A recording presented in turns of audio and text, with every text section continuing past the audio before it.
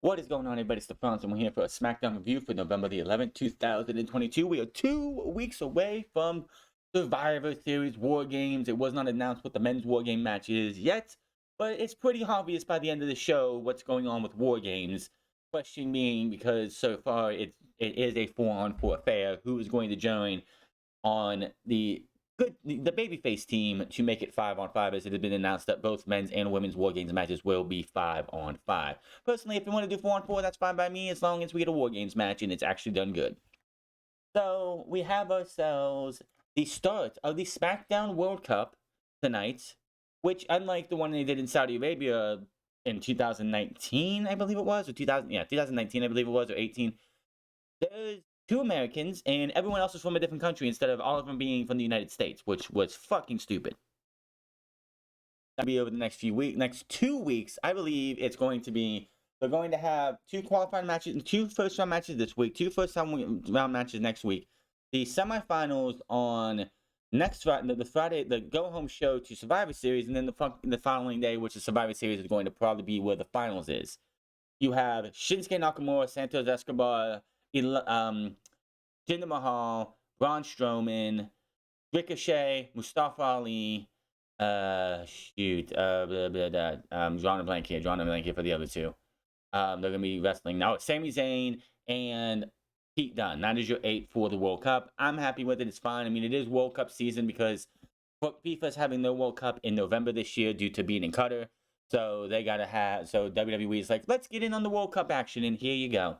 Also, we have a number one contender six-pack challenge for Ronda Rousey's SmackDown Women's Championship at Survivor Series.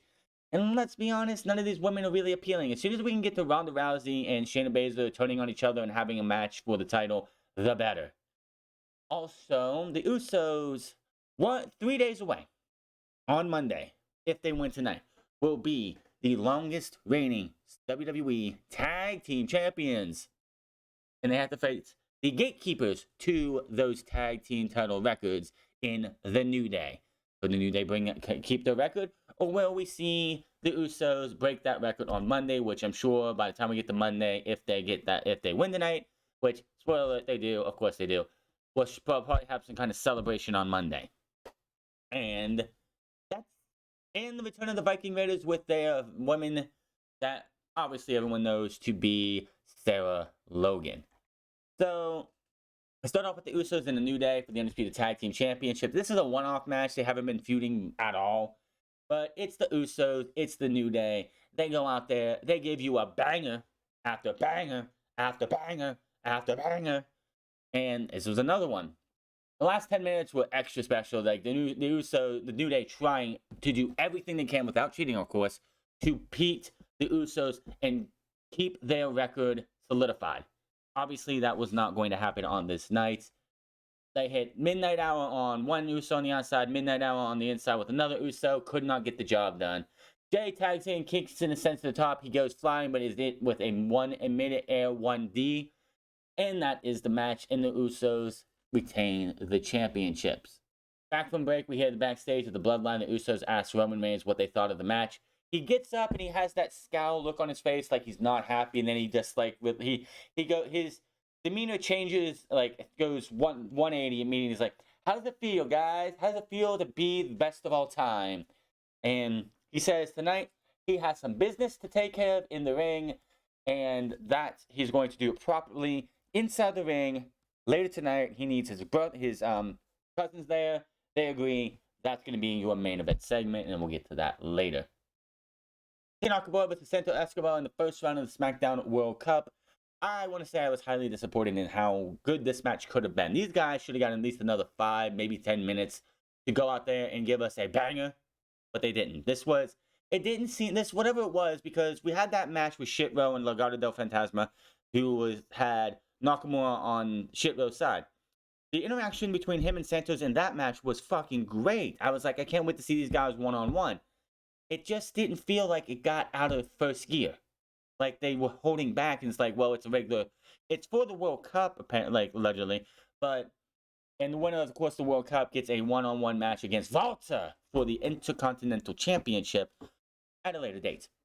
But here we are, and we have this match, and it's like they were holding themselves back.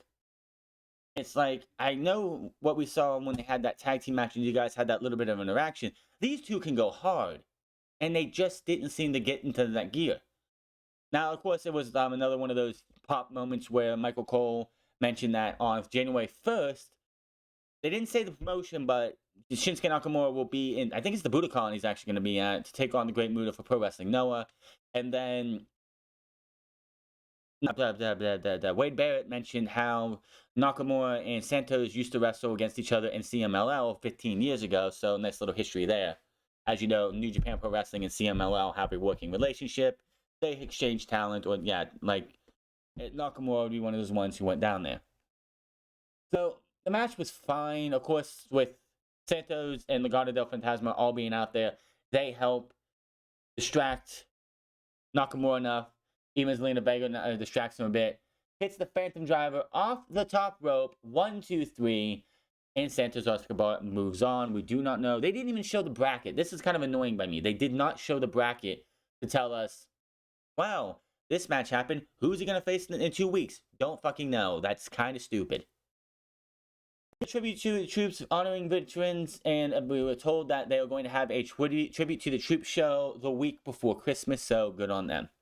Liv Morgan heads to the ring. We go to commercial break. We have Raquel Rodriguez, Shotzi Blackheart, Joni Deville, Lacey Evans, and Zia Lee all coming out.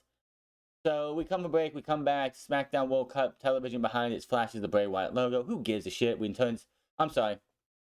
LA Knight was in the back. I'm sorry.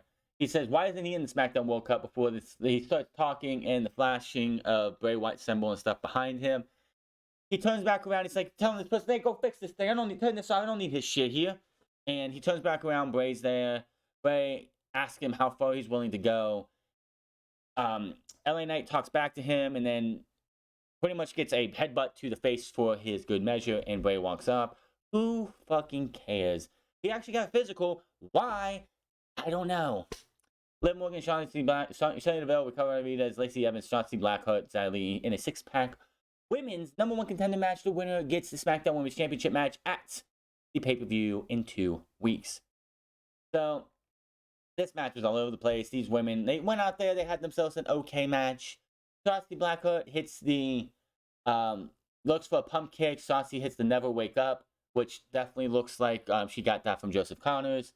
1, 2, 3, and she gets the pin, and she pops up like, oh shit, I fucking won? Because as you know, before Triple H took over, Shotzi Blackheart was either in catering or losing to other people, so this is her biggest win, probably ever, on main roster television. The biggest reason they have Shotzi Blackheart win here is she can ride the TCB tank to Survivor Series during the week, the night of War Games. It's a tank. War. Makes sense. And we see Shotzi Blackheart backstage. She walks into Emma, who congratulates her. Emma asks if she's seen Madcap Moss, and Shotzi teases that she's crushing on him, aka that's Emma's boyfriend. People don't know. If you don't know, Emma and Madcap Moss are actually an item in real life. The fact that she had to bring that, she brought it up, and Shotzi teased her about her crushing. She says that they need to talk, and she'll see her later. Shayna walks in and tells her to enjoy her moment in the spotlight before Ronda gives her the beating of a lifetime. Says she is going to be ripped from limb, and Ronda Rousey is going to just make sure she never does it, has another chance at the title again. She says, are you done? Are you done? Ronda has never been in the ring with someone like her. I'm pretty sure she had a match with you months ago, and she squashed you. So don't say that. And she's going to prove you and Ronda and everyone else wrong. And Shayna's like, why don't you say it to Ronda's face? Okay, well, turn around. She turns around to see Ronda. She gets put in the chair through the clutch. And Shayna Baszler and Ronda Rousey walk off as Shayna Baszler says, clean up. Ronda Rousey says, clean up on our green, as the two friends walk off. The sooner we get to those two facing each other and ending each other, that's fine by me. And having going to a fight, that's fine. We had the Caleb Braxton and Ricochet asked about his first round SmackDown World Cup match against Mustafa Ali, who was, by the way, on Monday Night Raw, asking to try and get a U.S. title shot. Now he's in the World Cup because apparently they don't have enough foreigners on SmackDown to give us a feel of a World Cup. He says that it's his chance to get back what is his when Imperium walk up and Volta's like, I'm sorry, what do you think? What do you mean by something that's yours? Ricochet points at the Intercontinental title and he's like, you ain't got a chance, but I want you to fight with all of your hearts because I would love to beat you again. Video recapping Omos and Braun Strowman. Jinder Mahal, the modern day failure Raja, is back. He's like, I missed you guys. I know you missed me. I missed you too. In the first round match of the SmackDown World Cup, and Strowman beats in about 1 minute with a monster bomb. Who cares? At least go to commercial break, we come back. Legado del Fantasma's out again with Zelina Vega in a corner, and apparently she's supposed to be facing off against B-Fab, and I'm like, oh god, no. Do not let this match happen, because Zelina's a good hand in the ring. B-Fab is not ready for this. Well, as B-Fab makes it into the ring, we hear the Viking Raiders music hit. We go to the stage, and we see the woman, aka Sarah Logos, like standing, posing back to the ring. When you hear Valhalla is here, turns around, and then we see the Viking Raiders wipe out Legado del Fantasma. Then they go in the ring and beat up on Shit Row. Sarah Logan comes in, and then she goes after, Zelina Vega sees her and goes, I'm out of here. Then she beats up on B-Fab, takes her out, gets a nice little jiggle for herself, but it's like, I was like, oh my god, the wrestling gods actually spoke to us, and I'm like, oh, we don't need this match. Send out the Viking Raiders.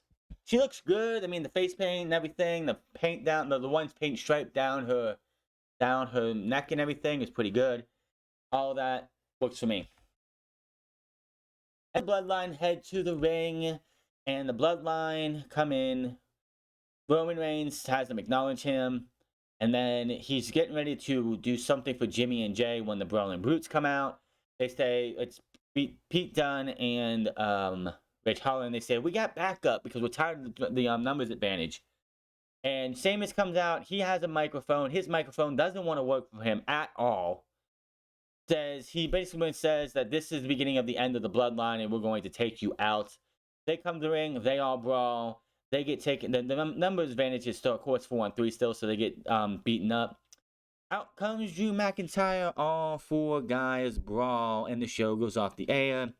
And it's quite clear it's going to be the Bloodline versus the Brawling Brutes and Drew McIntyre inside War Games. Of course, Sami Zayn, who's out with personal reasons, he'll be back next week for his first round match. Will be on the Bloodline side if they do a 5-on-5. I don't know who's going to be on the other side. Don't have a clue. Because you got Madcap. It could be Madcap. It could be Ricochet. It could be any number of anybody. But War Games is going to be the Bloodline versus the Brawling Brutes, Drew McIntyre, and whoever else. But that is all for now. That is SmackDown was. That's what I like about SmackDown is you just breeze right through. Monday Night Raw keeps telling me it needs to be 2 hours. If it went to 2 hours, it'd be so much easier to get through. I can see like the only events that should be 3 hours plus are pay-per-views or special events. That's it. Not every fucking week. But that is all for your SmackDown review. Hit that subscribe button, comment down below, go dislike this video, find me on Minds of the France Club, find me on twitch.tv/the France Club, and find me on Instagram at the France Club. And I'll see you guys on Monday for Raw. Until then, my name is the France, and I'll see you guys later.